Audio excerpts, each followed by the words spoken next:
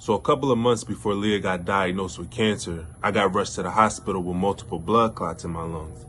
And the doctors told me if I didn't make it there when I did, then I wouldn't have made it to the morning. And that completely blew my mind when I heard them say that.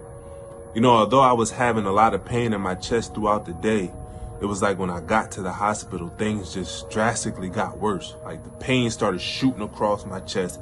It was in my back. I was having trouble breathing. I couldn't breathe on my own, and I had to get put on a breathing machine. Now, I was in the hospital for about 5 days, and one day the doctor comes in and she says, if you ever want to leave this hospital, you have to show us that you can breathe on your own.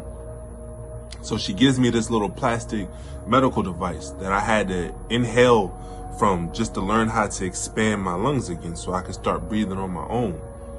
So later in the day, I got the courage to take off the breathing machine, to take off the mask, and to try to use this medical device that she gave me. And when I first took my initial breath, it was really short. It was like, and I had pain shooting across my chest, and I couldn't expand my lungs. I waited about 5 seconds and I tried again, and I couldn't do it. And I just reached back for the breathing machine and I threw the mask on. And I'm sitting there thinking to myself, man, like I reached back to grab the mask because when I was wearing the mask, I was most comfortable, right? When I was wearing the mask, I experienced less pain.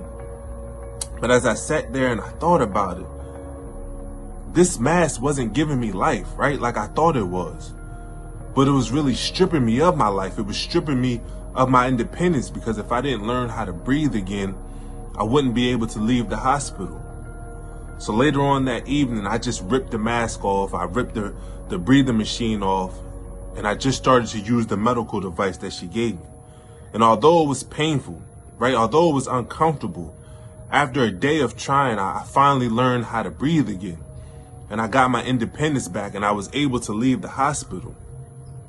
And there's so many times in life where, you know, we run back to things that's not good for us, that we know is not good for us. Like I knew that mask wasn't good for me just because it's more comfortable, right? Just because it's less painful.